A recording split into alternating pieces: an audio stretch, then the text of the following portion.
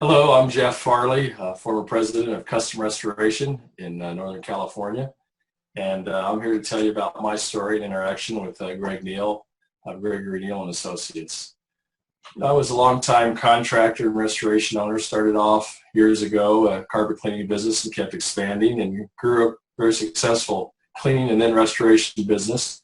But I had a little bit of the perfection syndrome, where if they couldn't do it right, that is the employees, I would tend to do it myself and work too much.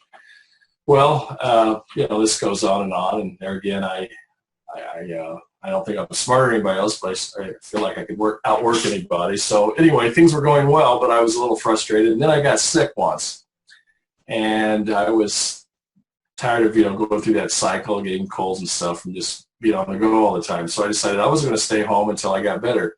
It was 2.5 weeks. A light bulb went off and said, if I can go 2.5 weeks, I can stay home longer. So I wanted to, make the company run without me more often. About that time, I ran into a fellow contractor over in an adjacent area, and was traveling through that town and stopped in for lunch and asked him what was going on. And he told me about how he had built the company to run without him, just with a limited time commitment. And so that was the genesis that had me, piqued my curiosity. And so I talked with him, and we scheduled a meeting, and that's how I started working with Greg. And so the whole approach that he has is different than traditional consulting, because I knew the numbers, I knew the stats, I knew the benchmarks, but it was more about asking more of your people and expecting to get it, not because you're a slave driver, but because you create ownership and there's a pride in someone doing their work and continuing to grow and progress. And so over the course of a year and a half, almost 2 years, I guess, we did that. In fact, after a year, less than a year actually, I got to the point where I only had to work 1 day a week.